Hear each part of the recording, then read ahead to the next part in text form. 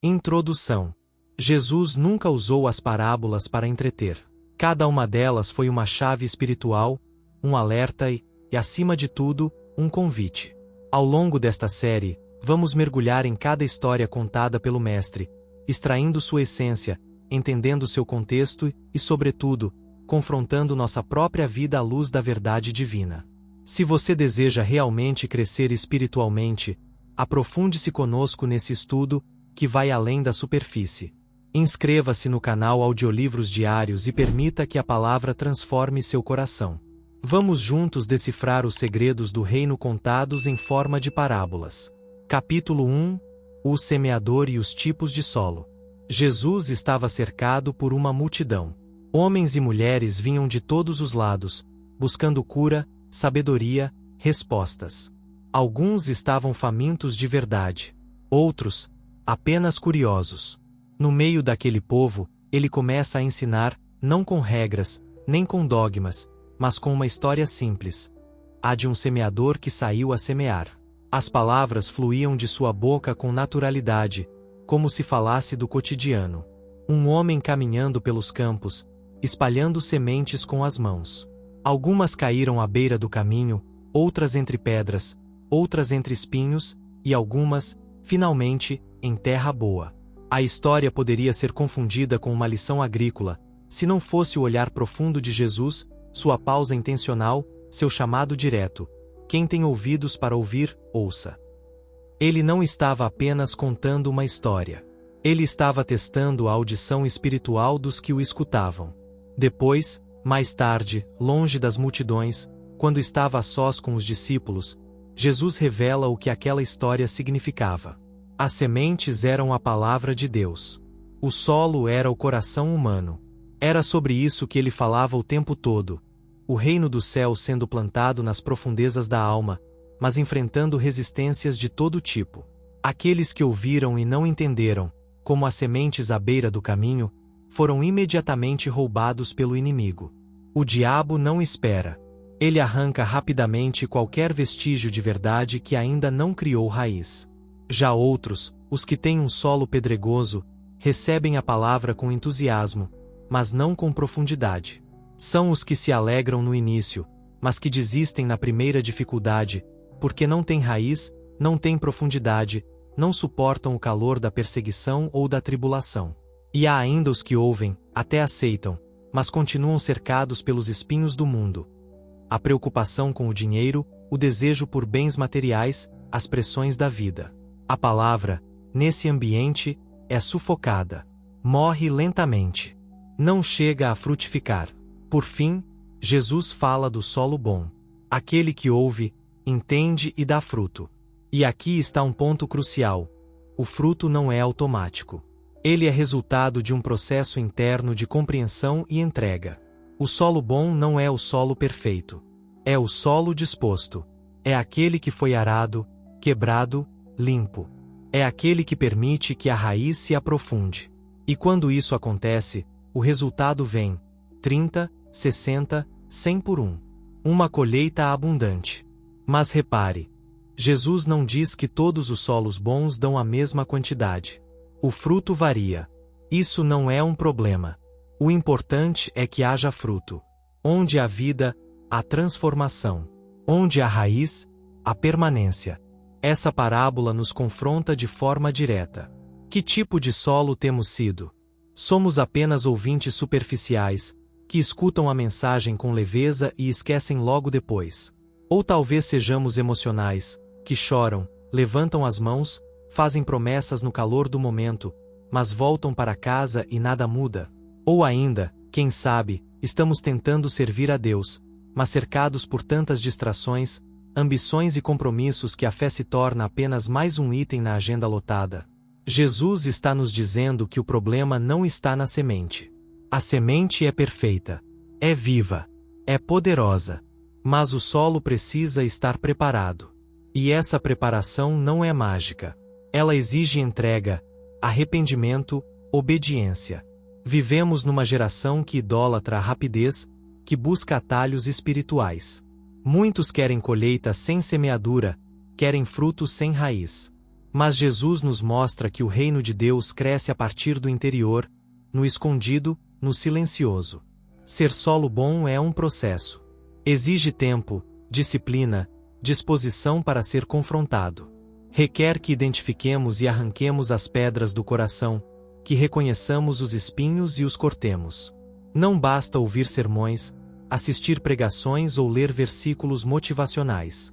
É preciso deixar que a palavra desça profundamente, até os lugares mais escuros da alma.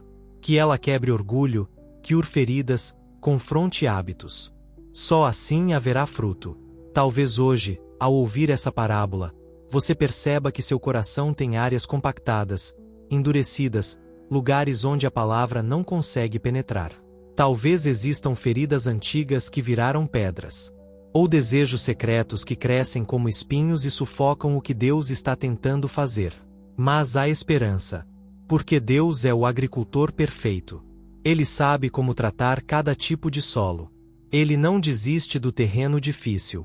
Ele pode quebrar a dureza, arrancar os espinhos, irrigar a terra seca. Mas ele não fará isso sem sua permissão. É preciso abrir o coração. Reconhecer. Desejar ser transformado. A palavra está sendo lançada. Agora, a escolha é nossa. Essa história contada por Jesus é mais do que uma ilustração bonita. É uma radiografia da alma humana.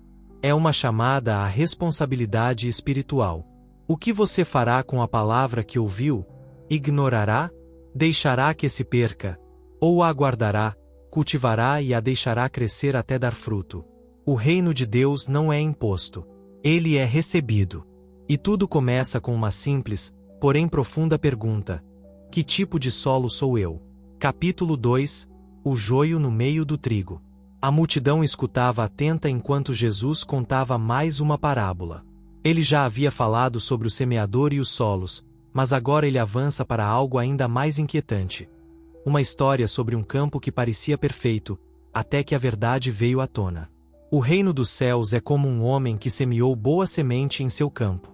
Mas, enquanto os homens dormiam, veio o inimigo, semeou joio no meio do trigo e se foi. À primeira vista, tudo parece bem. O campo está plantado. A boa semente foi lançada. A expectativa de uma colheita farta é real. Mas quando os brotos começam a surgir, percebe-se algo estranho. No meio do trigo, há algo que não pertence ali. O joio cresceu ao lado da verdade. E ninguém percebeu no início. A tensão da parábola começa quando os servos notam o problema e correm até o dono do campo.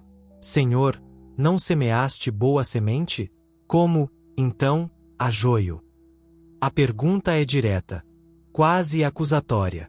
Como algo ruim pode brotar num lugar onde só se plantou o bem? Essa é a mesma dúvida que muitos têm hoje. Por que há pessoas más na igreja? Por que vemos tanta hipocrisia entre os que se dizem cristãos? Por que alguns parecem tão espirituais em público, mas vivem no engano em segredo?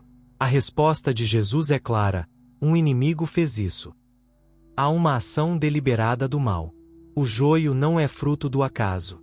É resultado de uma intenção maligna, calculada, silenciosa. O inimigo age quando há sono, quando a vigilância falha, quando a confiança é cega. E ele não lança qualquer coisa, ele lança algo que se parece com o trigo. O joio, nos tempos de Jesus, era uma planta chamada zizânia, praticamente idêntica ao trigo durante a fase inicial de crescimento.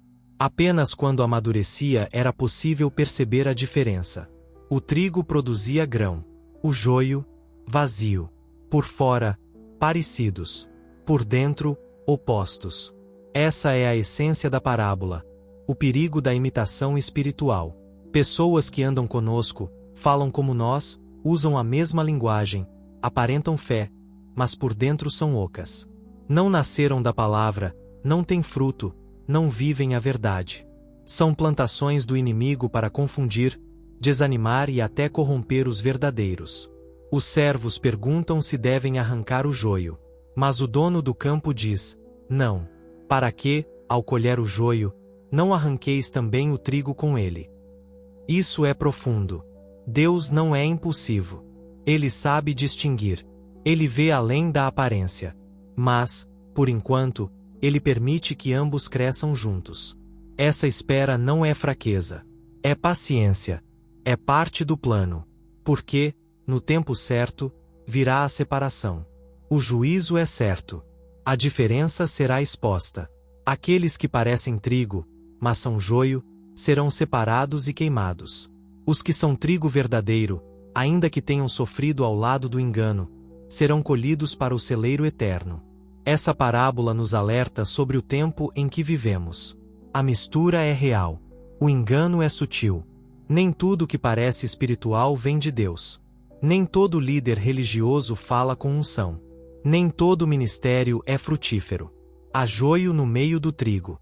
E, muitas vezes, Deus não remove o joio de imediato porque Ele quer preservar o trigo. Ele vê o coração. Ele conhece a raiz. A nós, cabe vigiar. Cuidar para que o joio ao nosso redor não contamine nossa fé, não roube nossa esperança, não nos leve à amargura. Porque o joio pode até estar perto, mas não precisa estar dentro. Também precisamos olhar para dentro. A parábola não serve apenas para identificarmos o joio no outro. Ela é um espelho. E se parte do joio estiver dentro de nós? E se, em alguma área da vida, estivermos vivendo uma aparência de fé, mas sem fruto? E se estivermos fingindo santidade, mas nossa raiz for orgulho, interesse, medo?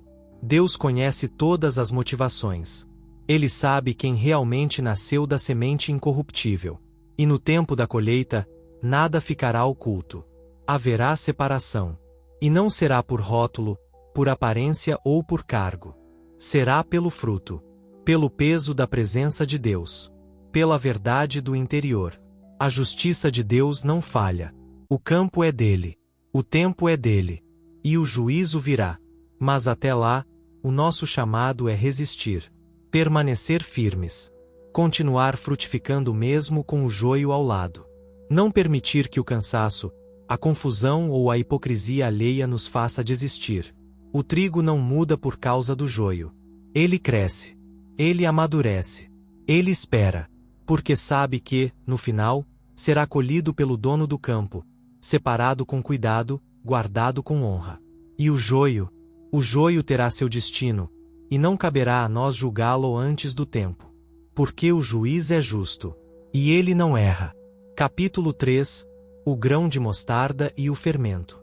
Jesus, ao falar sobre o reino dos céus, escolheu duas imagens que, à primeira vista, poderiam parecer irrelevantes, quase insignificantes. Um grão de mostarda e um punhado de fermento. Elementos comuns, simples, encontrados no dia a dia de qualquer pessoa daquela época. Mas, por trás dessas figuras aparentemente pequenas, Jesus esconde uma das revelações mais profundas sobre a natureza e o poder do reino de Deus. Ele não falou de exércitos celestiais, nem de milagres estrondosos. Falou de algo que começa pequeno. Tão pequeno que quase passa despercebido. E isso já é, por si só, um choque para as expectativas humanas. Porque nós, em nossa lógica natural, esperamos que o reino venha com força visível, com autoridade aparente, com poder escancarado. Mas Jesus, mais uma vez, quebra nossos paradigmas. O reino dos céus é semelhante a um grão de mostarda que um homem plantou no campo. Ele é, de fato, a menor de todas as sementes, mas, quando cresce, torna-se uma árvore, de modo que as aves do céu vêm e se aninham em seus ramos. Essa imagem é poderosa. O grão de mostarda, pequeno a ponto de quase se perder nas mãos, tem em si um potencial gigantesco. Uma vez plantado e cultivado, ele ultrapassa todas as expectativas, cresce além do normal e transforma o ambiente ao seu redor. A árvore que surge daquele grão torna-se abrigo para os pássaros, sombra para o viajante, símbolo de crescimento e acolhimento.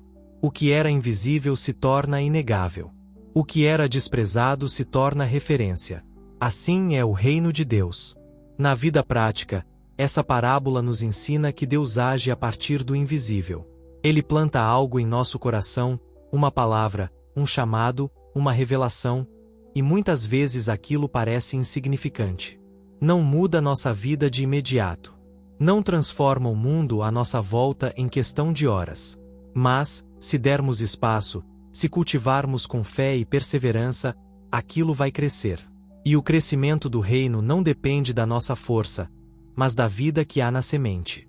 O Evangelho, quando entra verdadeiramente na alma, transforma aos poucos, mas profundamente. Começa mudando pensamentos, depois atitudes, depois relacionamentos e, por fim, todo o nosso destino. O que parecia pequeno se revela eterno. Mas Jesus não para por aí. Ele também diz que o reino dos céus é semelhante ao fermento que uma mulher misturou em 3 medidas de farinha, até tudo ficar levedado. Aqui, a imagem é ainda mais sutil. O fermento, uma pequena porção, age silenciosamente. Não faz barulho, não atrai atenção, mas transforma tudo o que toca. Ele se infiltra, penetra, altera a estrutura da massa de dentro para fora. E, ao final, nada do que foi tocado por ele permanece igual. Essa é a essência do reino. Ele não começa mudando o mundo. Ele começa mudando o coração. Não chega através de decretos políticos, mas por meio de corações transformados que passam a influenciar tudo ao seu redor. Essa parábola confronta diretamente a lógica do mundo moderno, que valoriza o grande, o visível, o imediato. Vivemos uma cultura da performance, onde o que não gera impacto instantâneo parece não ter valor. Mas Jesus nos convida a confiar no processo do invisível. Ele nos chama a sermos sementes, fermento, influência discreta, porém poderosa. O reino não se impõe. Ele se infiltra. E, uma vez que entra, não sai mais. Ele altera tudo. Por isso, não devemos desprezar os pequenos começos. Muitas vezes, Deus inicia grandes avivamentos com gestos simples, com pessoas anônimas, com orações feitas no quarto, com lágrimas que ninguém viu. Talvez hoje você sinta que o que Deus colocou em você é pequeno demais. Um sonho, uma promessa, uma palavra profética que parece não se cumprir. Talvez você olhe ao redor e não veja mudanças visíveis, e isso te frustre. Mas lembre-se, o reino é como o grão de mostarda. Começa minúsculo. E também é como o fermento. Age em silêncio. A ausência de evidências visíveis não significa ausência de ação divina. Deus trabalha no escondido. Ele molda o invisível para que, no tempo certo, o visível seja impactado. O crescimento verdadeiro, segundo o reino, não é acelerado, é consistente. E aquilo que hoje parece pequeno será, amanhã, refúgio para muitos. É também importante destacar que essas parábolas nos alertam sobre o tipo de influência que carregamos. Somos fermento? Estamos levedando os ambientes onde entramos? Ou estamos apenas nos adaptando à massa, sem transformá-la? O grão de mostarda cresce e se torna abrigo. O fermento transforma o que toca. O reino, quando habita alguém, nunca deixa essa pessoa do mesmo jeito. Nem permite que ela deixe o mundo do mesmo jeito. O impacto pode ser discreto, mas é real e permanente. Ao olhar para essas duas parábolas juntas, vemos que Jesus estava nos ensinando sobre uma revolução silenciosa. Uma revolução que começa no interior e se expande para o exterior. Que não busca holofotes, mas frutifica no secreto. Que não precisa de palco, mas transforma tudo o que alcança. Essa é a natureza do reino de Deus. E essa deve ser a marca dos filhos do reino. A pergunta, então, não é se estamos fazendo barulho, mas se estamos crescendo. Se estamos influenciando. Se estamos permitindo que o reino nos transforme e, por meio de nós, alcance outros. Porque o que começa pequeno, com Deus, nunca termina pequeno. E o que parece invisível, no tempo certo, será impossível de ignorar. Capítulo 4. O tesouro escondido e a pérola de grande valor. Jesus, ao continuar descrevendo a essência do reino dos céus, escolhe duas parábolas que, apesar de breves, revelam verdades profundas sobre o valor eterno do reino e a urgência de uma decisão radical. Ele fala de um homem que, ao cavar em um campo, encontra um tesouro escondido. E também de um negociante que, em sua busca constante por pérolas valiosas, depara-se com uma que supera tudo o que já havia visto. Em ambos os casos, a reação é imediata e absoluta. Os dois vendem tudo o que têm para adquirir o que encontraram. E é aí que Jesus nos confronta com uma pergunta silenciosa, mas inegociável: o quanto o reino de Deus realmente vale para nós? Na primeira história, temos um homem comum, talvez um trabalhador, que está no campo, não necessariamente em busca de algo extraordinário. Ele não sai procurando um tesouro. Ele apenas o encontra. É um encontro inesperado, quase acidental aos olhos humanos, mas plenamente intencional aos olhos de Deus. E quando ele descobre o que está ali, escondido de todos, sua vida muda em um instante. Ele volta para casa, vende tudo o que tem, e isso significa tudo mesmo: casa, móveis, ferramentas, roupas, lembranças, para poder comprar aquele campo.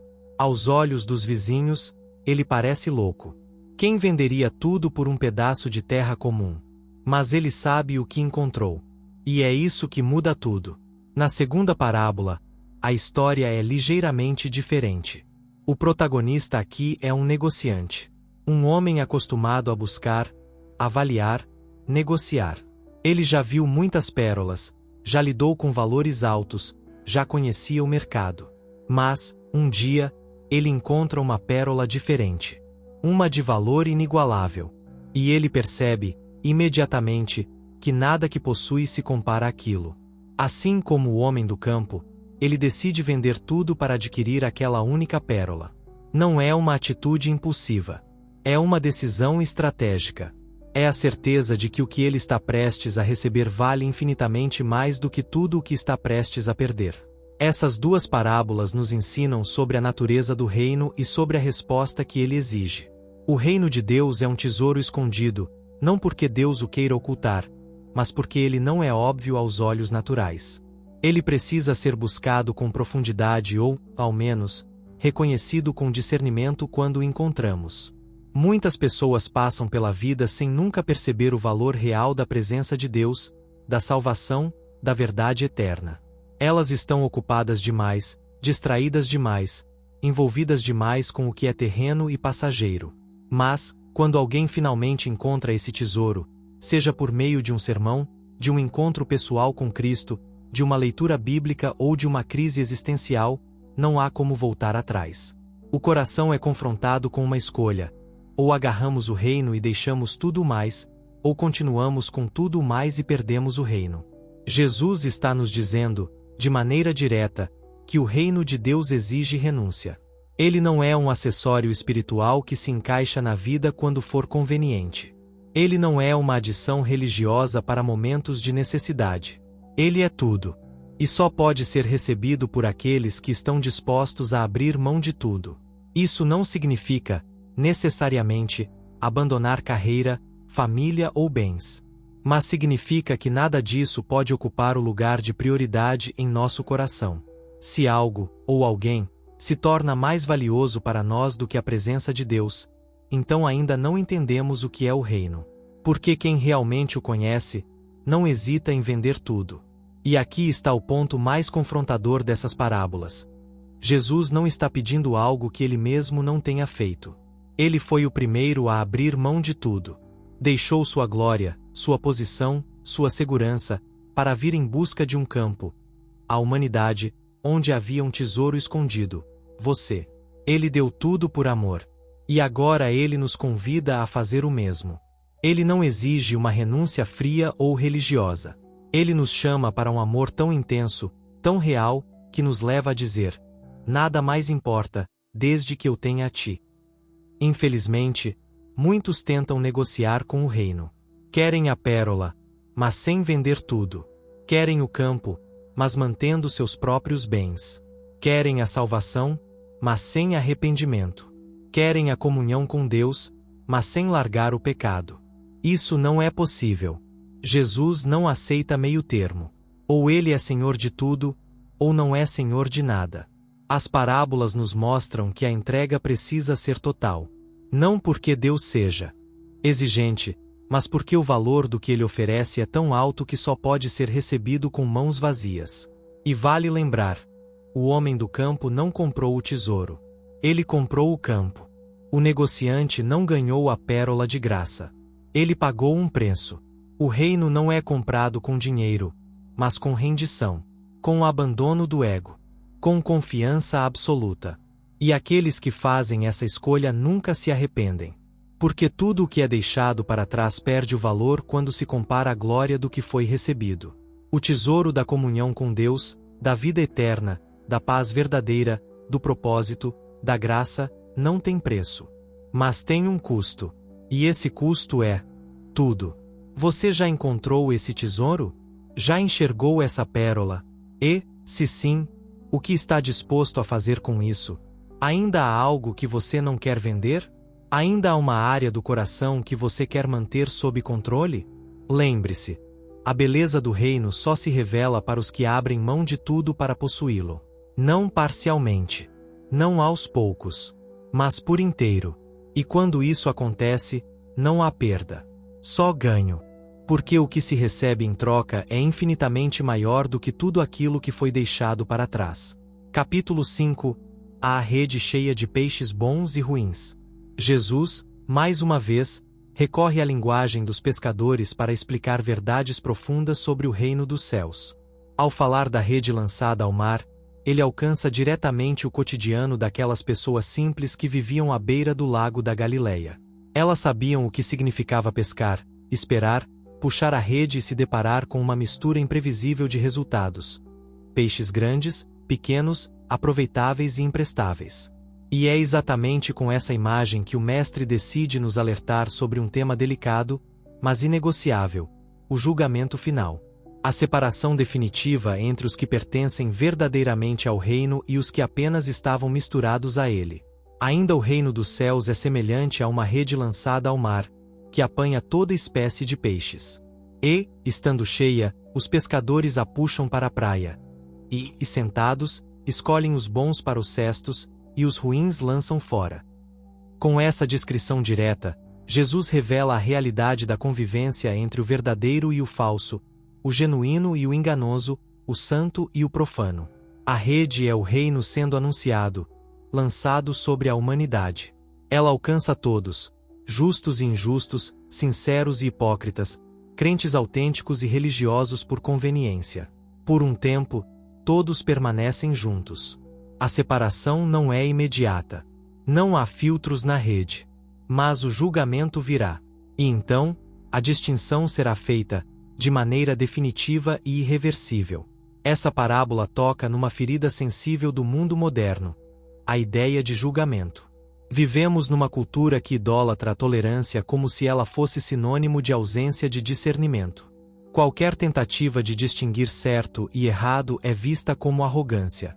Qualquer afirmação de que haverá juízo é considerada ultrapassada. Mas Jesus é claro: haverá um tempo em que os anjos, enviados por Deus, separarão os peixes. Não com base em aparência, não com base em reputação, mas com base em essência. Os que são realmente do reino, que têm vida transformada, frutos visíveis, fé autêntica, serão recolhidos como peixes bons. Os demais, lançados fora. O mais assustador dessa parábola é que ela não fala do mundo lá fora. Ela fala de pessoas que estavam dentro da rede. Isso significa que nem todo mundo que está no meio do povo de Deus pertence, de fato, ao reino. Nem todo frequentador de igreja, nem todo portador de uma Bíblia, nem todo pregador eloquente, será contado entre os escolhidos. Há muitos que apenas estão misturados. Aprenderam a linguagem, os rituais, a rotina. Mas não têm essência. São peixes ruins. Não porque Deus os criou assim, mas porque nunca permitiram ser transformados. Nunca nasceram de novo. Nunca se renderam por completo. É uma realidade desconfortável, mas absolutamente necessária de ser dita. Estar na rede não é o mesmo que estar em Cristo. E essa confusão pode custar a eternidade. A separação virá. Jesus não está falando de uma metáfora social ou de um discurso simbólico. Ele está descrevendo o que acontecerá no fim dos tempos.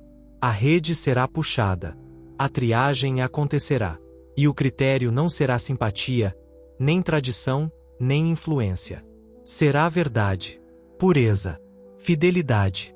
Quem viveu para o reino, quem obedeceu ao rei, quem carregou a cruz, será acolhido com alegria. Quem apenas usou a fé como fachada, será descartado. É nesse ponto que essa parábola se une às anteriores. Ela reforça que o reino não se manifesta apenas em palavras ou aparências. Ele é um processo de transformação real.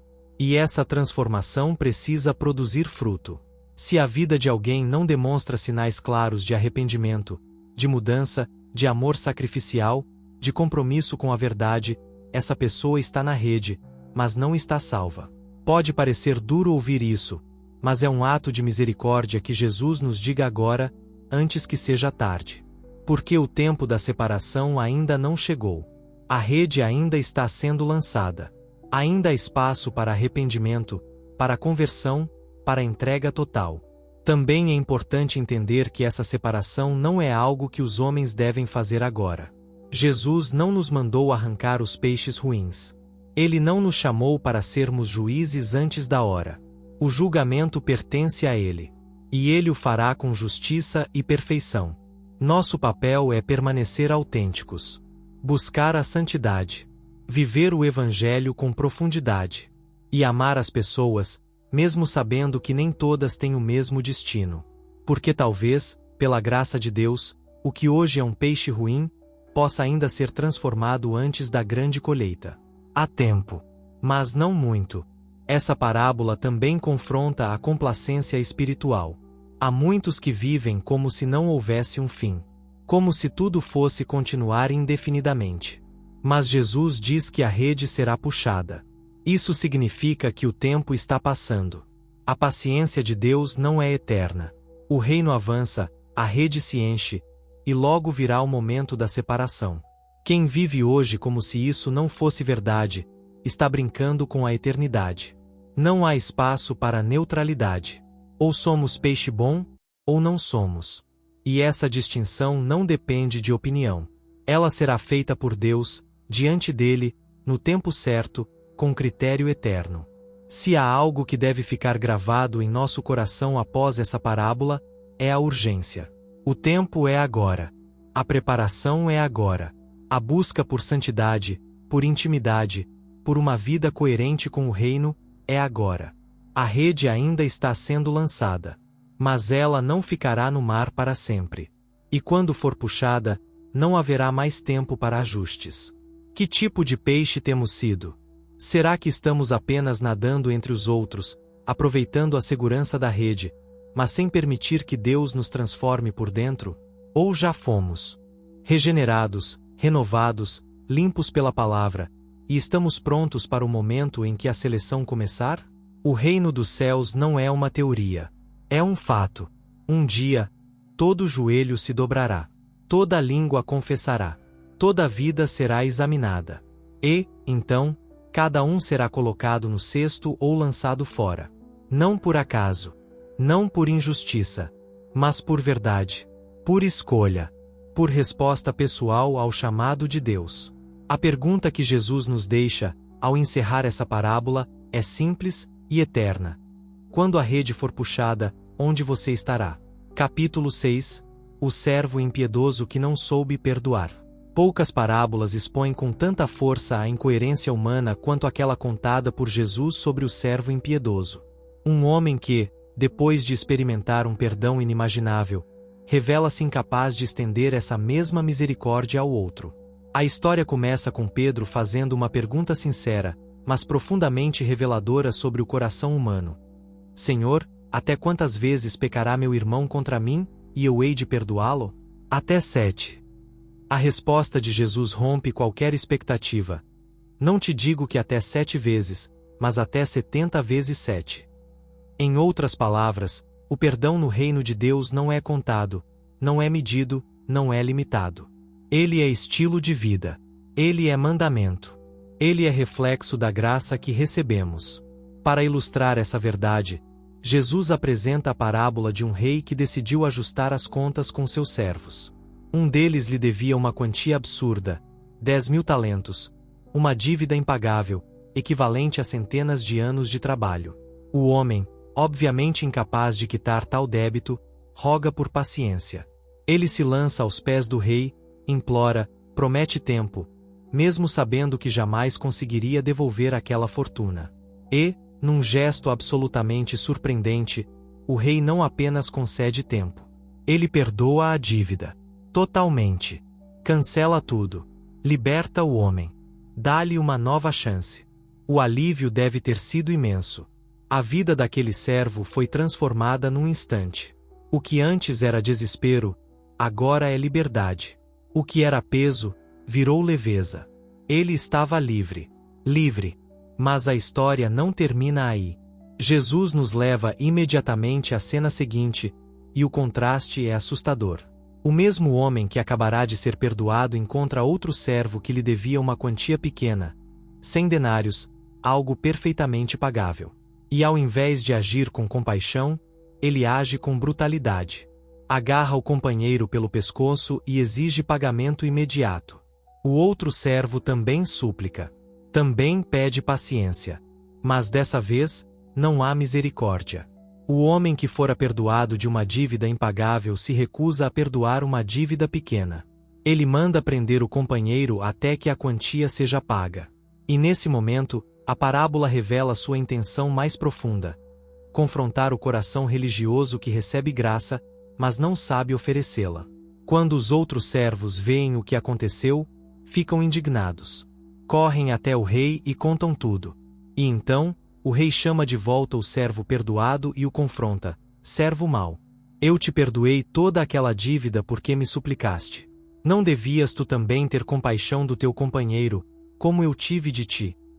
E o resultado é definitivo. O perdão é retirado. O servo é entregue aos verdugos até que pague tudo. Jesus encerra a parábola com um aviso direto e desconcertante: assim vos fará também meu Pai Celestial, se do íntimo não perdoardes cada um a seu irmão. Essa história é um espelho para cada um de nós. Ela expõe, sem rodeios, a hipocrisia de quem deseja ser perdoado por Deus, mas recusa-se a perdoar o próximo.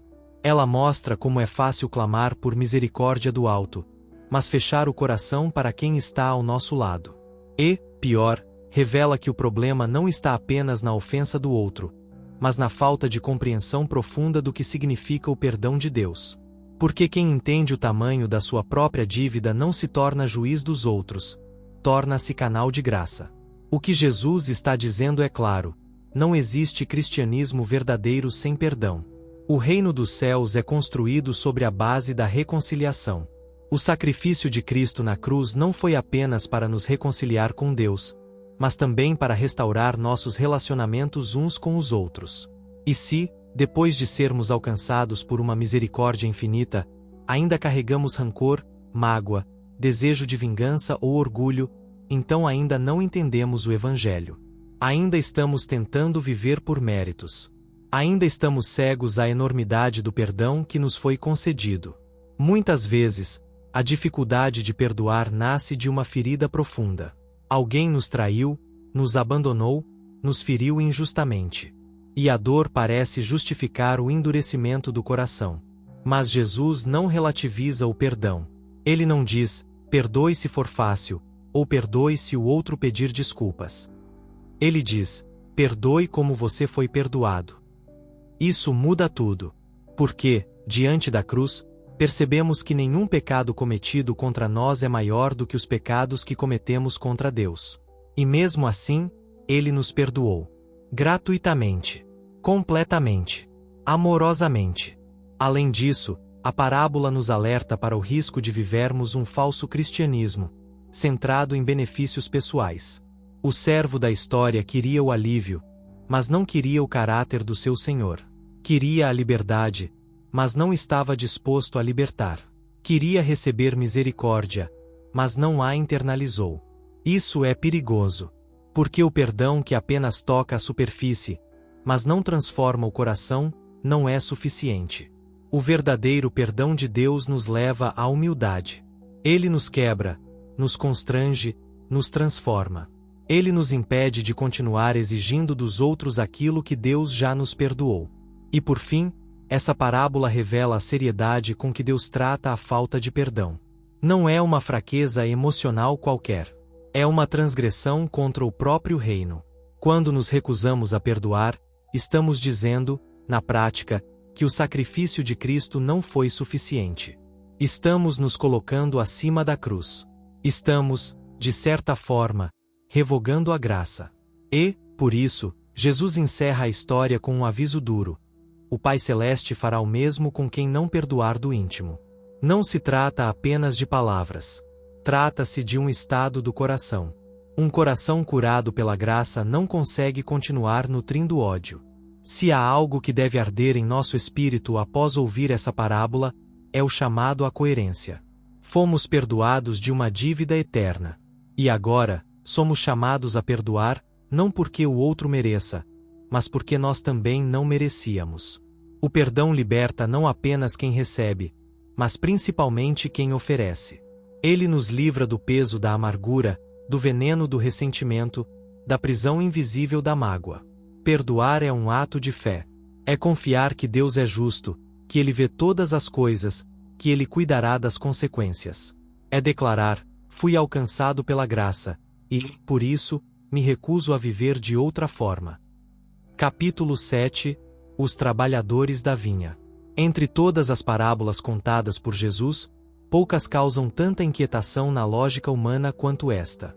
A história dos trabalhadores da vinha mexe com o senso de justiça que carregamos dentro de nós. Afinal, como aceitar que alguém que trabalhou apenas uma hora receba o mesmo pagamento daquele que enfrentou o sol do meio-dia, o cansaço das horas longas, o peso do esforço prolongado? O texto começa com um proprietário que sai cedo para contratar trabalhadores. Ele combina com eles o salário de 1 denário pelo dia de serviço, e eles aceitam. Mas o dia ainda estava começando. E, ao longo das horas seguintes, o dono da vinha sai outras vezes, em diferentes momentos, chamando novos homens para trabalhar. Alguns são contratados ao meio-dia, outros às 3 da tarde, e até mesmo às 5 da tarde, quase no fim do expediente. Todos são convidados a entrar na vinha. E nenhum deles, exceto os primeiros, houve uma promessa de valor. Apenas confiam. Ao fim do dia, o pagamento começa. E o proprietário, de forma intencional, ordena que os últimos recebam primeiro. Aqueles que trabalharam apenas 1 hora são surpreendidos com 1 denário inteiro. Eles, certamente, ficam maravilhados. Mas os que vieram primeiro, ao perceberem isso, começam a fazer cálculos. Se os últimos receberam 1 denário por 1 hora, nós, que trabalhamos o dia todo, receberemos muito mais. A expectativa cresce. Mas quando recebem o mesmo valor, a frustração explode. Eles murmuram contra o patrão. Reclamam, sentem-se injustiçados, ofendidos. Afinal, como é possível tratar da mesma forma quem trabalhou tão pouco e quem trabalhou tanto? E é exatamente aqui que Jesus expõe nosso coração. A resposta do proprietário é firme, mas cheia de sabedoria. Amigo, não te faço injustiça. Não combinaste comigo 1 denário? Toma o que é teu e vai-te. Eu quero dar a este último tanto quanto a ti. Ou não me é lícito fazer o que quero do que é meu? Ou é o teu olho mau porque eu sou bom? Com essas palavras, Jesus não apenas responde ao murmúrio dos trabalhadores, mas confronta uma atitude comum entre os religiosos: a comparação. A ideia de que merecemos mais do que os outros. O sentimento de que Deus deveria nos recompensar com base no nosso esforço, na nossa fidelidade, no nosso tempo de serviço. Essa parábola é um golpe direto contra o mérito humano. Ela revela que o reino de Deus não funciona segundo a lógica da meritocracia. Funciona segundo a lógica da graça. E a graça, por definição, não é justa segundo os critérios humanos. Ela é escandalosamente generosa. Ela não mede tempo, performance ou currículo. Ela mede coração. Mediante a graça, Deus dá o que ninguém merece, não o que cada um conquistou. E isso incomoda profundamente o coração orgulhoso. Porque é fácil se alegrar com a graça quando somos os últimos. Mas é difícil celebrá-la quando nos consideramos os primeiros. O trabalhador que chegou às 5 da tarde sabe que não merece o denário. Ele recebe com gratidão, com humildade, com lágrimas nos olhos. Já o que chegou às 6 da manhã, se não for humilde, se sentirá lesado. A bênção do outro se tornará sua ofensa. E aqui está uma das maiores tragédias espirituais. Pessoas que vivem insatisfeitas não porque lhes falta algo, mas porque acham que o outro recebeu demais. É a inveja disfarçada de senso de justiça. É o orgulho travestido de espiritualidade. É o farisaísmo do coração que compara serviço, tempo, dedicação, e esquece que tudo, absolutamente tudo, é pela graça. Essa parábola nos desafia a olhar para nossa relação com Deus de forma diferente. Será que temos servido ao Senhor esperando recompensas proporcionais?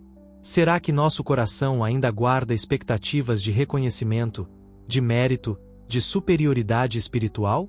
Ou será que entendemos que, mesmo que tivéssemos servido por 1000 anos, ainda assim não mereceríamos a salvação? O dono da vinha representa o Pai. E ele é bom. Escandalosamente bom. Ele chama a todos. Ele oferece a mesma salvação para quem chegou cedo e para quem chegou no final da vida. Isso não é injustiça. Isso é graça. Também é importante notar que todos os trabalhadores foram chamados. Nenhum deles se ofereceu. Foi o dono quem saiu à procura. Ele viu os que estavam desocupados e os convidou. Isso nos lembra que ninguém entra no reino por iniciativa própria. Todos nós fomos encontrados, chamados e enviados à vinha. E todos fomos pagos com a mesma moeda, o sangue de Cristo. Não há moeda maior, nem menor. Não há um evangelho para os mais santos e outro para os mais pecadores. Há uma só cruz, um só preço, um só Salvador. Se há algo que essa parábola precisa despertar em nós, é gratidão. Gratidão por termos sido chamados, mesmo sem merecer. Gratidão por termos recebido o denário da vida eterna, ainda que nossa história tenha começado tarde. E, principalmente, gratidão porque Deus continua chamando outros. Em vez de reclamar porque alguém que chegou depois foi igualmente abençoado, deveríamos nos alegrar porque o reino está se enchendo. O céu está se abrindo. A vinha está sendo povoada por gente de todo tipo, em todo tempo, e o dono da vinha continua generoso. Ao final, Jesus resume tudo dizendo: os últimos serão os primeiros, e os primeiros serão os últimos. Não como punição, mas como correção de perspectiva. No reino, os critérios são outros. Os valores são eternos. A justiça é moldada pela bondade. E quem não aprende a celebrar a graça no outro, ainda não entendeu o Evangelho. Capítulo 8. Os 2 filhos. O que disse não e obedeceu, e o que disse sim e não fez. Jesus, mais uma vez confrontando os líderes religiosos de seu tempo, conta uma parábola simples, mas profundamente reveladora sobre obediência verdadeira e hipocrisia religiosa. Diante de homens que conheciam as Escrituras, mas não reconheciam o Filho de Deus que estava diante deles, ele propõe uma pergunta: o que vos parece? E então, apresenta 2 filhos. O primeiro, ao ser chamado pelo pai para trabalhar na vinha, responde com frieza e rebeldia: não quero. Mas, depois, arrependido, vai. O segundo filho, com aparente reverência, diz: sim, Senhor, mas não vai. E Jesus pergunta: qual dos 2 fez a vontade do Pai? A resposta, ainda que óbvia, pesa sobre o coração de quem escuta. Porque ele não está falando de 2 homens quaisquer. Está falando de todos nós. Essa parábola, apesar de curta, nos obriga a refletir sobre algo que vai muito além das palavras. Jesus está mostrando que a obediência real não se mede pelo que se diz, mas pelo que se faz. O primeiro filho, embora tenha dito não, reconhece seu erro, arrepende-se e decide obedecer. Já o segundo, embora tenha dito sim, apenas mantém uma fachada. Ele tem um discurso bonito, mas sua vida não acompanha suas palavras. E é justamente aqui que Jesus separa o joio do trigo, a aparência da essência, a religião da fé verdadeira. Na prática, quantos vivem como o segundo filho? Pessoas que conhecem os termos certos, que se vestem da forma certa, que mantêm a liturgia impecável, mas que, quando o Pai os chama à ação, não obedecem. Dizem amém nos cultos, mas ignoram os comandos no dia a dia. Cantam sobre entrega, mas não se movem quando Deus pede sacrifício. Dizem que o amam, mas não perdoam, não servem, não se arrependem. São mestres em promessas, mas pobres em prática. O reino dos céus, porém, não é construído sobre intenções. É construído sobre obediência. Por outro lado, o primeiro filho nos ensina sobre a beleza do arrependimento. Ele começa mal, responde com dureza, rejeita o chamado, se recusa a obedecer. Mas algo acontece dentro dele. Talvez o peso da consciência. Talvez a lembrança da bondade do Pai. Talvez o reconhecimento da sua própria rebeldia. Seja como for, ele muda. Ele se levanta e vai. Sem precisar repetir 1000 vezes que faria. Ele simplesmente vai. E isso basta. Porque, no fim das contas, o que transforma a vinha não é o discurso, é o trabalho. Não é o que dizemos no início da caminhada, mas o que escolhemos fazer depois que Deus fala conosco. Essa parábola desmonta uma religiosidade baseada em aparência. Jesus estava cercado por homens que diziam servir a Deus, mas rejeitavam a vontade do Pai. Eles diziam sim com os lábios, mas diziam não com as atitudes. E ao mesmo tempo, muitos dos considerados pecadores, cobradores de impostos, prostitutas, excluídos, eram os que, inicialmente afastados, estavam agora ouvindo a voz de Deus, arrependendo-se e obedecendo. Jesus, com essa parábola, escancarou a incoerência dos que viviam para manter uma imagem, mas estavam cegos à verdade. Isso nos obriga a uma pergunta direta: qual dos dois filhos somos nós? Talvez digamos sim a Deus com facilidade. Talvez sejamos aqueles que sempre tiveram uma imagem correta, uma reputação impecável, uma aparência de espiritualidade. Mas será que estamos obedecendo de fato? Será que vamos à vinha? Será que respondemos com ação quando o Pai nos chama para perdoar, para servir, para largar o pecado, para abraçar a cruz? Ou será que nos acostumamos a parecer obedientes, enquanto seguimos em rebelião disfarçada? Por outro lado, se você já disse não a Deus em algum momento da vida, se já o rejeitou, se já se afastou, se já viveu longe da vontade dele, essa parábola também é para você. Ela mostra que nunca é tarde para se arrepender. O Pai não desiste de quem disse não. Ele não fecha as portas para quem volta com o coração quebrantado. O que importa não é o erro cometido, mas a decisão tomada depois do arrependimento.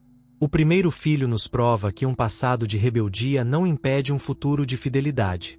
O coração de Deus não se impressiona com discursos bonitos. Ele conhece as intenções. Ele vê além das palavras. Ele espera frutos. Ele espera a resposta. E, no final, os que verdadeiramente obedeceram entrarão no reino, enquanto muitos que apenas pareceram obedientes ficarão de fora. Jesus foi claro: os publicanos e as meretrizes entram adiante de vós no reino de Deus. Porque eles se arrependeram. Eles foram à vinha. Eles disseram sim com os pés, mesmo depois de terem dito não com a boca. E isso é graça. Isso é redenção. Essa parábola é um chamado à honestidade espiritual. Não basta parecer. Não basta prometer. É preciso obedecer. É preciso ir. A vinha está aberta. O Pai continua chamando. E a resposta que Ele espera não está no que dizemos em oração pública, mas no que decidimos fazer quando ninguém está olhando. A vontade do Pai não é para ser debatida. É para ser vivida. E Ele continua esperando, não por filhos perfeitos, mas por filhos que estejam dispostos a mudar de rota, a levantar-se, a obedecer. Porque, no reino, quem faz a vontade entra. Quem apenas fala sobre ela, não. Capítulo 9, Os lavradores maus e a herança rejeitada. Jesus estava no templo, cercado por líderes religiosos que já não disfarçavam sua rejeição a ele. A tensão era crescente. Eles questionavam sua autoridade, tentavam desafiá-lo com perguntas capciosas, mas ele, com sabedoria divina, respondia com parábolas que desnudavam seus corações. Foi nesse contexto que ele contou a parábola dos lavradores maus, uma história que, aos ouvidos dos fariseus e sacerdotes, soou como uma sentença, pois sabiam que ele falava diretamente sobre eles. Mais do que uma crítica, era uma exposição pública da incredulidade e da dureza de quem, por fora, representava Deus, mas por dentro havia rejeitado completamente sua vontade. Na parábola, um homem planta uma vinha, cerca-a com cuidado, constrói uma torre, prepara um lagar e a arrenda a lavradores, partindo para longe. Quando chega o tempo da colheita, ele envia seus servos para receber os frutos. Mas, em vez de entregar o que era justo, os lavradores agridem, matam e expulsam os servos enviados. O dono insiste: envia mais servos. Eles recebem o mesmo tratamento. Por fim, ele decide enviar seu próprio filho, dizendo: vão respeitar meu filho. Mas, ao vê-lo, os lavradores tramam: este é o herdeiro. Vamos matá-lo e tomar a herança para nós. E assim fazem. Levam-no para fora da vinha e o matam. A narrativa é chocante. Não apenas pelo grau de violência e traição, mas porque Jesus está claramente falando sobre a história de Israel. Deus, o dono da vinha, havia preparado tudo. Plantou seu povo com amor, cercou com leis e mandamentos, enviou profetas para chamar a colheita de justiça. Mas, geração após geração, os mensageiros foram perseguidos, ignorados, apedrejados, mortos. E agora, diante deles, estava o próprio Filho, o herdeiro, o Messias prometido. E o plano daqueles homens era exatamente o da parábola: rejeitar o Filho, eliminá-lo, manter o controle da vinha. Não queriam o reino de Deus. Queriam manter seus próprios reinos, seus esquemas, seus privilégios religiosos. Jesus, então, faz uma pergunta retórica: quando, pois, vier o Senhor da vinha, que fará aqueles lavradores? E eles, talvez sem perceber que estavam condenando a si mesmos, respondem: dará uma má morte a esses malvados, e arrendará a vinha a outros lavradores que lhe deem os frutos a seu tempo. A sentença foi pronunciada. A vinha será retirada das mãos dos que a negligenciaram, e será dada a um povo que produza fruto. É a transição do Israel religioso, endurecido, para a igreja nascente, composta de judeus e gentios, homens e mulheres de todas as nações, que creriam no Filho e entregariam a ele os frutos que o Pai deseja. Essa parábola é um alerta profundo para qualquer geração que se acostuma com os privilégios espirituais e se esquece da responsabilidade que eles carregam. Não basta estar na vinha. Não basta ter sido escolhido. É preciso frutificar.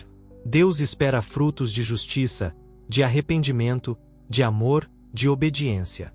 Quando um povo, uma igreja, uma liderança se acomoda, se corrompe, se fecha à verdade, Deus pode, e vai, retirar a vinha e entregá-la a outros.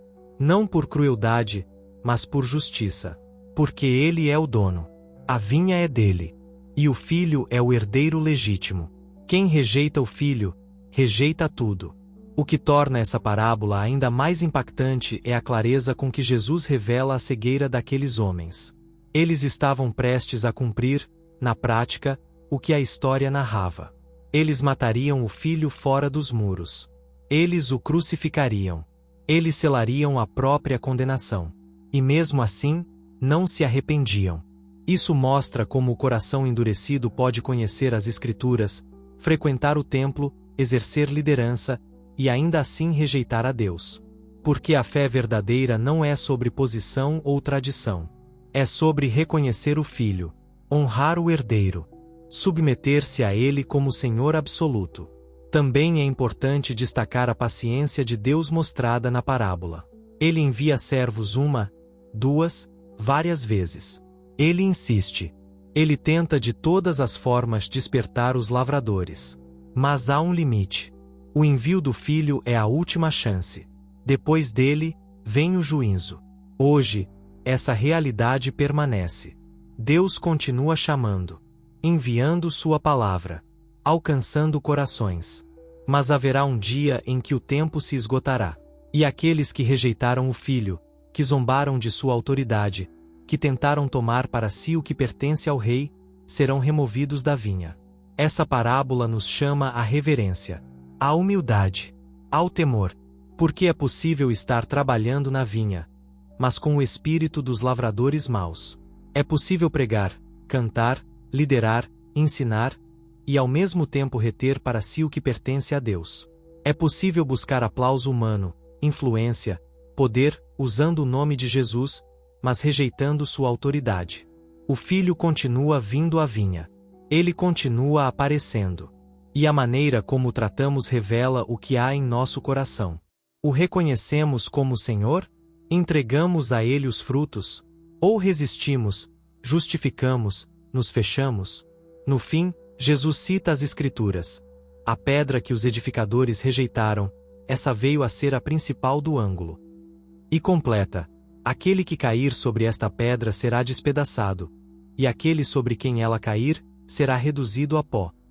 A rejeição do Filho não é neutra. Ela traz consequências eternas. Ou nos quebrantamos diante dele agora, em arrependimento, ou seremos esmagados por sua justiça no fim. A escolha está diante de cada um. A vinha está diante de nós. O herdeiro está presente. E o Pai espera frutos. Capítulo 10 O banquete das bodas. O chamado ignorado e os convidados indignos. Jesus, como mestre da verdade, sabia contar histórias que perfuravam o coração dos ouvintes. E nesta parábola, ele revela com clareza a grandeza do reino dos céus e a insensatez humana diante da graça oferecida. Ele diz que o reino é como um rei que preparou um banquete de casamento para seu filho. Tudo estava pronto. Os bois e cevados foram mortos, os pratos estavam servidos, a festa era real, solene e abundante. Era o tipo de evento que ninguém em sã consciência recusaria. Mas os convidados originais desprezaram o convite. Alguns estavam ocupados demais com seus próprios campos e negócios. Outros foram ainda mais cruéis. Agarraram os servos que levavam o convite, os insultaram, os mataram. Era como se dissessem: o teu banquete não nos importa. O teu filho não é prioridade. Temos coisas mais importantes. E isso, dito ao rei. Um desprezo tão grande não podia passar em branco. O rei, então, se enfurece. Ele envia seu exército, destrói aqueles homicidas e queima suas cidades. Mas a história não acaba na tragédia. Ao contrário, o rei ainda quer que sua festa esteja cheia, e ordena que seus servos saiam pelos caminhos, convidando todos, bons e maus, ricos e pobres, conhecidos e estranhos. A sala do banquete se enche, mas nem todos estavam preparados. Um dos homens entra, mas não está com as vestes nupciais. Talvez tenha aceitado o convite, mas recusado a transformação. Ele quis entrar do seu jeito, com sua própria roupa, com sua própria justiça. E o rei o confronta: amigo, como entraste aqui sem as vestes? O homem fica em silêncio. Não há desculpa. Não há argumento. E então, ele é lançado para fora, nas trevas, onde há choro e ranger de dentes. Porque, como Jesus conclui, muitos são chamados, mas poucos são escolhidos. Essa parábola é um espelho da humanidade. Deus preparou um banquete, um reino eterno, uma salvação completa, uma comunhão com o Filho. E Ele convida. Ele envia servos, profetas, evangelistas, pastores, pregadores. A palavra é proclamada. O convite está aberto. Mas a resposta humana, tantas vezes é desprezo. Não porque o banquete não seja glorioso, mas porque o coração está preso aos próprios negócios, às vaidades, ao conforto, ao orgulho. Há quem rejeite o convite com indiferença, e há quem o rejeite com hostilidade. Mas, no fim, ambas as atitudes são rebelião. O que impressiona é que, mesmo depois de ser insultado, o rei continua buscando convidados. E isso é graça. A mesa continua posta. O desejo do Pai é que sua casa esteja cheia. E ele convida os improváveis. Ele chama os excluídos, os feridos, os esquecidos. Ele estende a mão a quem nunca imaginou ser digno. Mas o convite vem com um detalhe essencial. É preciso vestir a roupa certa. E essa veste não é algo que o convidado traz. É algo que lhe é dado. É a justiça de Cristo. É a transformação do Espírito. É a nova vida. Entrar no reino não é só aceitar o convite, é também se revestir do Filho. A figura do homem sem a veste é um alerta duro. Ele estava na festa. Ele estava no ambiente certo. mas não estava vestido da forma certa. Isso nos mostra que não basta estar na igreja, ouvir as pregações, cantar as músicas. É preciso nascer de novo. É preciso vestir a justiça que vem de Deus. O rei não aceita impostores. Ele examina os corações. E a ausência da veste, nesse caso, revela a presunção. Gente que quer os benefícios do reino, mas sem se submeter ao rei. Gente que quer o céu, mas sem cruz. Gente que quer a festa, mas rejeita a transformação. Essa parábola, portanto, é um chamado à urgência. O convite está sendo feito. A mesa está posta. O tempo é agora. Mas a resposta exige mais do que um sim superficial. Exige rendição. Exige preparo. Exige que tiremos nossas vestes manchadas e aceitemos a que o rei nos oferece. Quem desprezar o convite, encontrará juízo. Quem tentar entrar de qualquer jeito, será lançado fora. Mas quem aceitar com humildade, quem vier como está, mas disposto a ser vestido pelo Pai, encontrará alegria eterna no banquete do Filho. O reino dos céus não é para os orgulhosos, nem para os ocupados demais. É para os famintos. Para os que sabem que não têm nada, mas que foram convidados por pura misericórdia. É para os que reconhecem que não são dignos, mas que aceitam, com gratidão e reverência, as vestes que só Deus pode dar. E esses, sim, participarão da festa. Esses dançarão na sala do rei. Porque não vieram por mérito. Vieram por graça. E foram vestidos com glória. Capítulo 11, As 10 Virgens. A diferença entre estar pronta e estar distraída.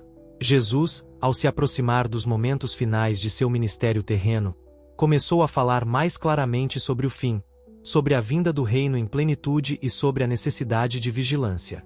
Entre as parábolas mais conhecidas e profundas dessa fase está a das 10 virgens, uma narrativa que nos confronta com uma realidade incômoda. Nem todos que esperam estão verdadeiramente preparados. A história é simples, mas carregada de simbolismo. 10 virgens saem ao encontro do noivo. Todas estão com lâmpadas nas mãos. Todas fazem parte da comitiva nupcial. Todas desejam participar da celebração. Mas há uma distinção vital. 5 eram prudentes, e 5, insensatas. As prudentes levaram azeite em suas vasilhas, além do que já estava nas lâmpadas. As insensatas, por sua vez, saíram apenas com o que tinham, sem reserva, sem preparo adicional. Durante a espera, todas cochilaram. E à meia-noite, o clamor ecoou: eis o noivo. Saía ao seu encontro. De súbito, todas acordam. Todas se levantam. Mas nem todas estavam prontas. As insensatas percebem que suas lâmpadas estão se apagando. Pedem azeite às prudentes, mas estas não podem compartilhar, pois o que foi negligenciado antes não pode ser improvisado na última hora. As 5 tolas saem em busca de azeite, e nesse meio tempo, o noivo chega. As prudentes entram com ele para as bodas. E a porta se fecha. Quando as outras finalmente retornam e batem, ouvem do noivo: não vos conheço. Essa parábola é um aviso direto de Jesus sobre a necessidade de vigilância constante. Ela não fala de ímpios versus justos, mas de 2 grupos dentro da mesma expectativa. Todas eram virgens, símbolo de pureza. Todas aguardavam o noivo. Mas nem todas estavam preparadas para o atraso, para o tempo da espera, para a imprevisibilidade da hora. Isso fala diretamente ao povo de Deus, à igreja, aos crentes. Não basta ter aparência de devoção. Não basta estar no grupo certo. É preciso ter azeite. É preciso estar preparado de verdade. E esse azeite, que representa a presença contínua do Espírito Santo, a intimidade com Deus, a vida de oração, de consagração e vigilância, não pode ser emprestado. Ninguém pode viver da fé do outro. O drama da meia-noite é que ela expõe quem está pronto e quem está distraído. É fácil parecer preparado à luz do dia, quando tudo vai bem, quando há tempo. Mas quando a escuridão cai, quando o clamor repentino nos sacode, o que está dentro de nós é revelado. A preparação não acontece no susto. Ela é fruto de constância, de disciplina espiritual, de vida verdadeira com Deus. As 5 prudentes talvez não fossem as mais entusiasmadas, nem as mais falantes. Mas eram as que tinham profundidade. Eram aquelas que entenderam que o noivo podia demorar, e que não bastava ter luz por um tempo. Era necessário durar até o fim. O detalhe mais doloroso dessa parábola é a porta fechada. Aquelas que saíram para buscar azeite voltaram, mas já era tarde. O tempo da preparação havia passado. E o noivo, que antes era esperado com ansiedade, agora se torna alguém inacessível. Não vos conheço. Não é que ele nunca tenha ouvido falar delas. Mas o conhecimento de Deus não é informativo. É relacional. Só conhece verdadeiramente quem caminha com ele. Quem o honra na espera. Quem se alimenta de sua presença no secreto. Essa história é um chamado à vigilância individual. Não podemos terceirizar nossa fé. Não podemos viver apenas de cultos, de músicas, de conferências. Tudo isso pode ser bom, mas o azeite é pessoal. É a vida interior com Deus. É o secreto que sustenta o público. É o que te mantém de pé quando tudo escurece. A meia-noite virá para todos. O clamor do noivo virá. E quando vier, não haverá tempo para correr atrás de azeite. Ou estamos prontos, ou não estamos. E estar pronto não é ser perfeito, mas é estar em comunhão. É viver vigilante. É manter a chama acesa dia após dia, mesmo quando o noivo parece demorar. O reino dos céus será como essas 10 virgens. Não uma realidade distante, mas uma separação sutil entre os que estavam perto e os que estavam dentro. Entre os que desejavam e os que se prepararam. Entre os que tinham lâmpadas visíveis e os que tinham azeite invisível. No fim, o que fará a diferença não é o que os olhos veem, mas o que o coração carrega. E esse coração, só Deus conhece. A pergunta que ecoa da parábola é: se o noivo vier hoje, você estará pronto? Não emocionalmente, não teoricamente, mas espiritualmente, de verdade. Com azeite suficiente, com lâmpada acesa, com comunhão viva. Capítulo 12, Os talentos. A responsabilidade diante do que Deus nos confia.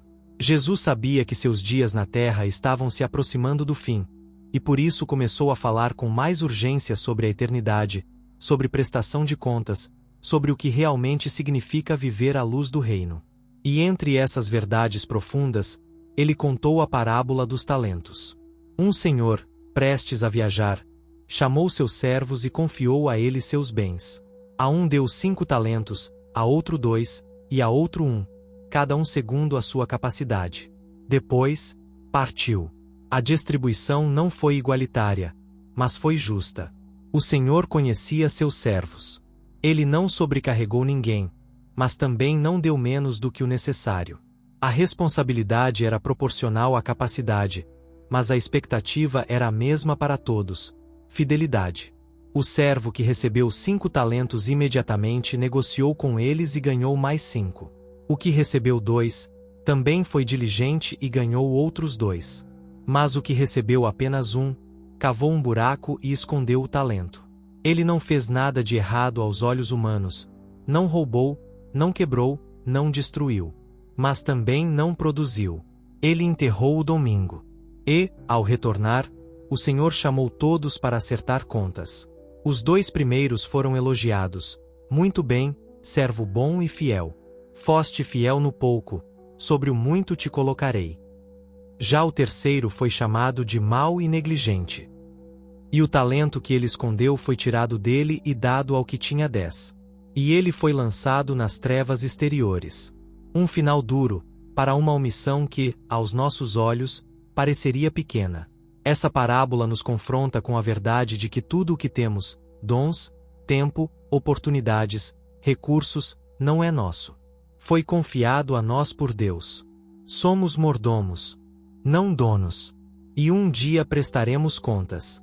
A questão não é apenas o quanto recebemos, mas o que fazemos com aquilo que recebemos. Há quem olhe para o talento do outro e sinta inveja ou inferioridade. Mas Deus não nos compara entre si. Ele espera de nós fidelidade com o que nos confiou. Seja muito ou pouco, o chamado é o mesmo: servir, multiplicar, edificar. O servo que escondeu o talento não fez isso por maldade aparente, mas por medo. Ele diz: eu sabia que és um homem severo, e, com medo, escondi o teu talento. Medo. Quantas vezes o medo nos paralisa? Medo de falhar, medo de não ser suficiente, medo de críticas, medo de sair da zona de conforto. Mas aos olhos de Deus, o medo não justifica a omissão. Ele nos chama para agir pela fé, para arriscar, para trabalhar com zelo. Porque a pior escolha é não fazer nada. É viver escondido, enterrando o que Deus nos deu, esperando que tudo passe sem dor, mas também sem fruto. A recompensa de Deus não é baseada em quantidade, mas em fidelidade. O servo que multiplicou 5 e o que multiplicou 2 ouviram exatamente as mesmas palavras: muito bem, servo bom e fiel. Isso revela o coração do Pai. Ele não espera que sejamos iguais, mas que sejamos fiéis com o que temos. O perigo é pensar que o pouco não vale a pena, que nossos dons são pequenos demais, que nossa contribuição não fará diferença. Mas para Deus, cada talento importa. Cada ato de serviço, cada palavra, cada gesto. Ele vê tudo. E no fim, Ele recompensará. Mas a parábola também nos alerta: o talento escondido será tirado. O dom não usado pode ser perdido. E a negligência será julgada. Há um tempo para trabalhar e há um tempo para prestar contas. Hoje ainda é tempo de agir, de investir, de sair da passividade, de abandonar as desculpas. Porque o Senhor voltará. E quando Ele vier, perguntará: o que fizeste com o que te confiei? Que nossa resposta não seja silêncio, nem justificativa. Que possamos apresentar frutos. Que possamos ouvir do Pai: muito bem, servo bom e fiel. No reino de Deus, não há espaço para neutralidade. Ou avançamos, ou enterramos. Ou multiplicamos, ou desperdiçamos. E cada decisão, por menor que pareça, será lembrada na eternidade. Que vivamos com essa consciência: somos responsáveis. Fomos escolhidos. E o tempo da colheita virá. Capítulo 13: As ovelhas e os bodes. O juízo final e a verdade sobre o coração humano. Na conclusão de seu discurso escatológico, Jesus não ameniza suas palavras.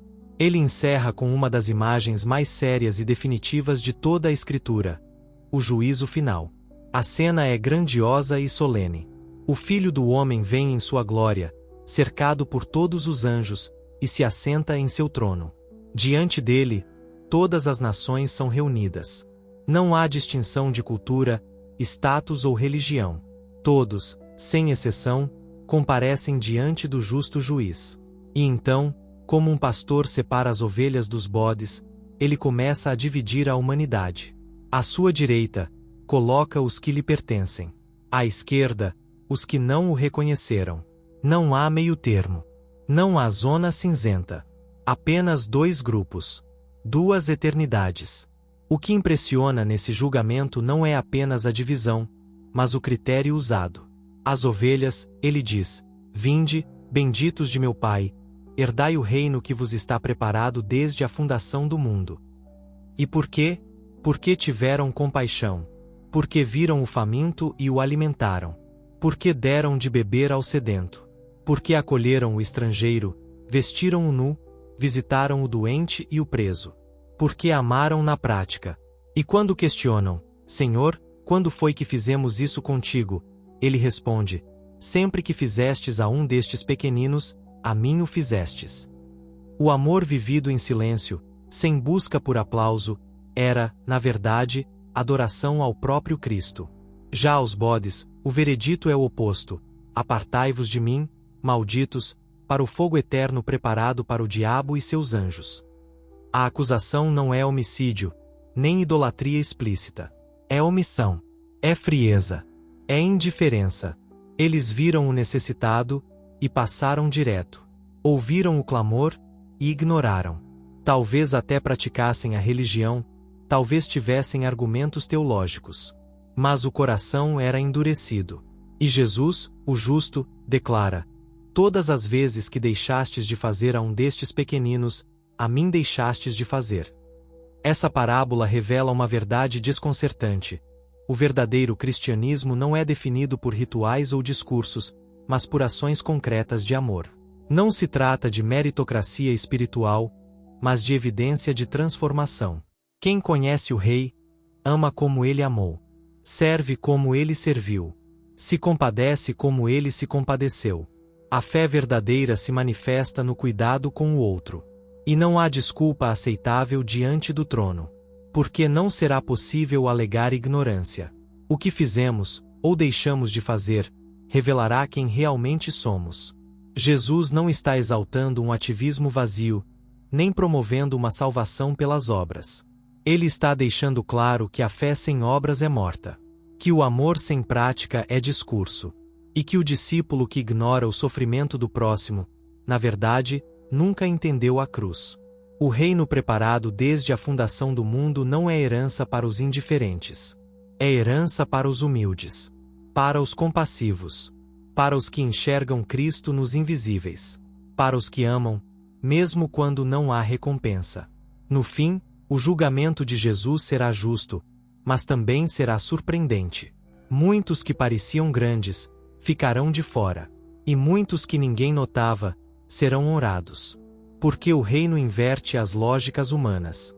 O que vale não é o título, nem a visibilidade. É o coração. E esse coração só se revela no secreto, no cotidiano, no cuidado com o outro. Ovelhas e bodes podem parecer iguais de longe, mas no trato diário, a diferença é nítida. E no dia final, ela será eterna. Capítulo 14. A figueira estéril.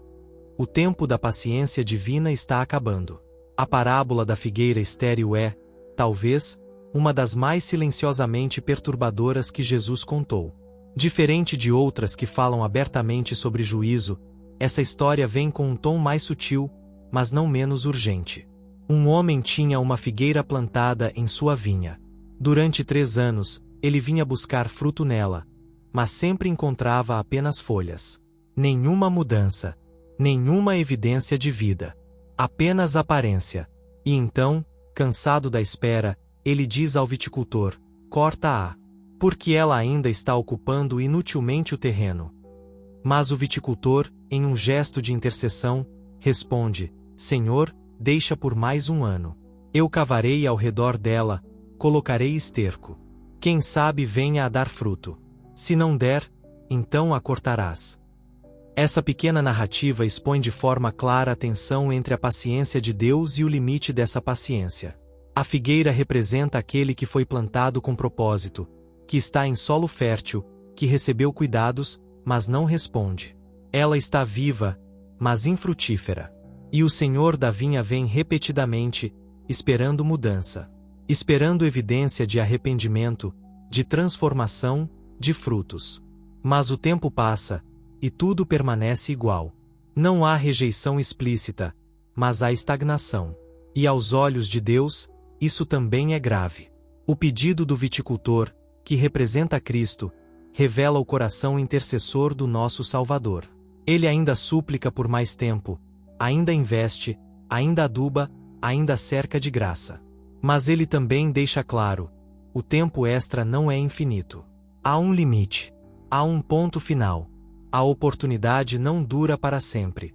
O mais 1 ano não é uma garantia de impunidade, mas uma última chance de mudança. E a pergunta que ecoa é: o que temos feito com esse tempo extra? Temos reagido? Ou seguimos ocupando espaço, sem propósito? Vivemos em uma geração que confunde a paciência de Deus com sua aprovação. Achamos que, porque nada aconteceu ainda, está tudo bem. Mas a ausência de juízo imediato não é sinal de aprovação. É chance de arrependimento. É espaço para mudar de rota. É o tempo da misericórdia. Mas se esse tempo não for aproveitado, virá o corte. E quando vier, não haverá segunda chance. A figueira foi plantada para dar fruto. O terreno onde ela está poderia ser usado para outra planta, para outro propósito. Se ela não cumpre sua missão, está impedindo que algo mais frutífero floresça ali. Isso mostra que nossa estagnação não afeta apenas a nós.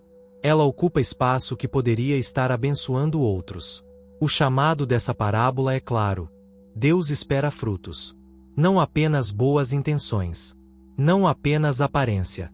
Frutos reais. De arrependimento, de obediência, de compaixão, de fé viva. E Ele é paciente. Ele insiste. Ele investe. Mas Ele também é justo. E se não houver resposta, haverá corte. Não por crueldade, mas por justiça. Porque o reino não é lugar de estagnação. É lugar de vida, de movimento, de produtividade espiritual. Que essa história não seja apenas mais uma parábola conhecida. Que ela seja um alerta pessoal. O tempo da graça ainda está aqui. Cristo ainda está intercedendo. Ainda está cavando ao nosso redor, trabalhando nosso solo, nos cercando com oportunidades. Mas o mais um ano não é eterno. Um dia, Ele virá novamente e buscará frutos. Que, quando isso acontecer, Ele não encontre só folhas. Que encontre uma vida que respondeu, que frutificou, que aproveitou a paciência divina para viver de verdade. Capítulo 15. O servo vigilante. Como viver com urgência sem perder a paz. Em meio às muitas parábolas sobre o fim, Jesus ensina algo profundamente prático e necessário para seus discípulos: a vigilância. Mas não uma vigilância ansiosa, que tira o sono e alimenta o pânico. Tampouco uma vigilância passiva, que apenas observa o tempo passar esperando que algo aconteça. Jesus fala de uma vigilância viva, ativa, de alguém que permanece acordado no espírito, atento ao seu Senhor, e que continua servindo fielmente, mesmo sem saber a hora exata do retorno. Ele conta sobre um senhor que, ao sair de viagem, deixa sua casa aos cuidados dos servos, dando a cada um sua função, e ordena ao porteiro que vigie. Vigiai, pois, porque não sabeis quando virá o dono da casa. Pode ser à tarde, à meia-noite, ao cantar do galo ou ao amanhecer. Mas que não vos encontre dormindo. Essa vigilância é, antes de tudo, uma postura de coração. É viver com consciência de eternidade, sabendo que o tempo é breve, que o Senhor voltará e que prestaremos contas. Mas é também uma expressão de confiança. O servo vigilante não fica obcecado com sinais ou com teorias conspiratórias. Ele não vive apavorado. Pelo contrário, ele vive com serenidade, porque sabe quem é seu Senhor. Ele não precisa saber o dia exato da volta, porque conhece o caráter daquele que prometeu voltar. Ele trabalha com zelo, ama com intensidade, serve com alegria. Porque sua esperança não está no conforto deste mundo, mas no retorno daquele que tudo governa. No entanto, Jesus também alerta: há servos que, ao perceberem que o Senhor está demorando, relaxam. Começam a viver como se ele nunca fosse voltar. Maltratam os outros, se embriagam com os prazeres do mundo, abandonam o zelo. Esses, diz Jesus, serão surpreendidos. O Senhor virá em hora inesperada, e os encontrará em infidelidade. E o juízo será severo. Não porque erraram, mas porque endureceram o coração. Porque trocaram a esperança pela acomodação. Porque esqueceram que o tempo presente é um dom precioso, que deve ser vivido com propósito.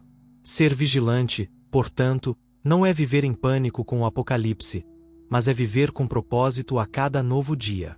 É fazer da vida uma resposta ao amor de Deus. É orar com frequência, servir com sinceridade, perdoar com rapidez, amar com coragem. É não adiar reconciliações. É não deixar para amanhã o que o Espírito está pedindo hoje.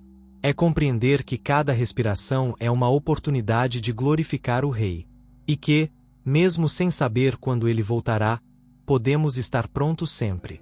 Prontos não no sentido de perfeição, mas no sentido de entrega, de vigilância espiritual, de sensibilidade à voz do Espírito.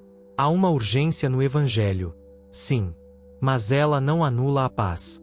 Pelo contrário, quando vivemos atentos ao Senhor, encontramos descanso. Porque sabemos que não estamos sozinhos. Que Ele está conosco no agora, e virá nos buscar no tempo certo. O servo vigilante não é aquele que vive tentando adivinhar datas, mas aquele que vive todos os dias como se fossem o último. E quando o Senhor voltar, ele será encontrado fazendo exatamente o que foi chamado para fazer. Esse será exaltado. Esse ouvirá: bem-aventurado aquele servo a quem o Senhor, quando vier, achar fazendo assim. Capítulo 16. O clamor da meia-noite. Estar preparado quando o noivo chegar. A parábola das 10 virgens é uma das mais emblemáticas quando se fala de prontidão espiritual.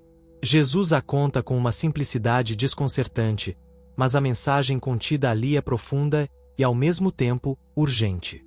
10 virgens saem para encontrar o noivo. Todas levam lâmpadas consigo, símbolo da expectativa, da fé e da preparação. No entanto, apenas 5 levam azeite extra. As outras 5, embora tenham lâmpadas acesas, não se preocuparam com a possibilidade da demora. E o noivo tarda. A noite avança. O cansaço chega. Todas adormecem. E, de repente, no meio da escuridão, ouve-se o grito: aí vem o noivo. Saí ao seu encontro. O susto é geral. As 10 se levantam, ajustam suas lâmpadas, mas aí a diferença se revela. 5 estão prontas, têm azeite suficiente, podem seguir ao encontro do noivo. As outras 5, desesperadas, percebem que o fogo está se apagando. Pedem emprestado, correm para buscar mais, mas é tarde demais. Quando voltam, a porta já está fechada. Batem, clamam, mas o noivo responde: não vos conheço. O choque dessa resposta ecoa como uma advertência para todos nós. Porque elas não eram ateias, nem rebeldes. Estavam esperando o noivo.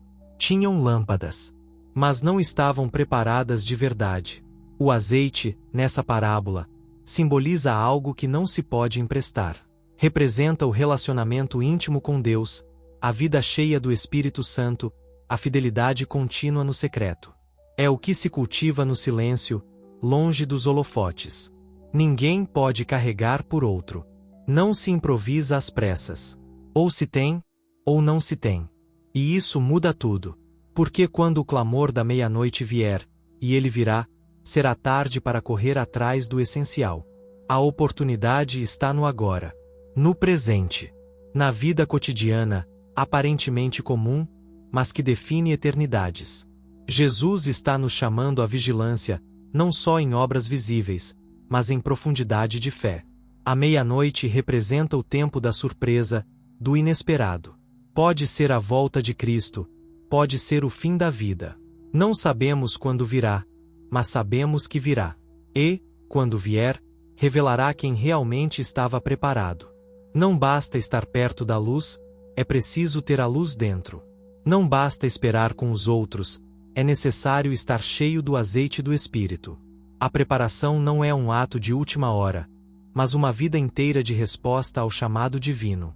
Essa parábola nos convida a examinar o coração com seriedade. Como está a nossa reserva de azeite?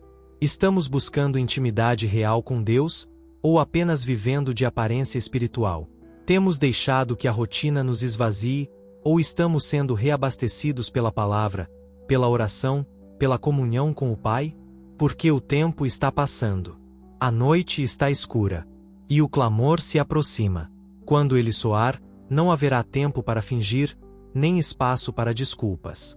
Apenas os preparados entrarão.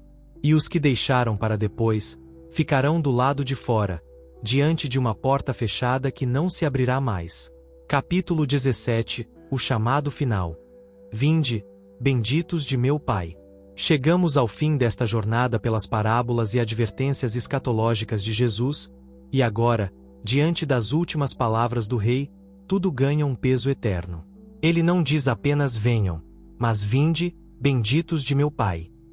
É um convite cheio de ternura, mas também de justiça. Não é dirigido a todos, mas àqueles que andaram com ele, que foram encontrados fiéis, vigilantes, com azeite nas lâmpadas, com frutos de amor e compaixão nas mãos. Essa frase resume o anseio do coração humano desde o Éden. Ouvir de Deus que somos bem-vindos, aceitos, esperados. E esse chamado final não será um eco para multidões anônimas, mas uma voz pessoal, que atravessa o tempo e diz: eu te conheço. Ao longo dos capítulos anteriores, vimos o contraste entre os que estavam preparados e os que viveram distraídos. Vimos a paciência de Deus, mas também o limite do tempo. Vimos o amor de Cristo, mas também a seriedade de sua justiça. E agora, esse chamado final sela o destino eterno. Não se trata de recompensa por mérito humano, mas de herança para filhos. Herdai o reino que vos está preparado desde a fundação do mundo. O Pai pensou em nós antes do tempo. O Filho preparou o caminho. O Espírito nos conduziu. E, agora, o reino está pronto, para os que também se prepararam. Mas e se esse chamado fosse hoje? E se a voz do noivo ecoasse agora, em plena meia-noite da sua vida? Haveria azeite suficiente? Haveria frutos visíveis? Você estaria entre os benditos, ou entre os que ouvirão: não vos conheço. Essas palavras não são para causar medo, mas para provocar uma resposta. Jesus não nos contou essas parábolas para nos aterrorizar, mas para nos acordar. Ele nos ama demais para nos deixar acomodados.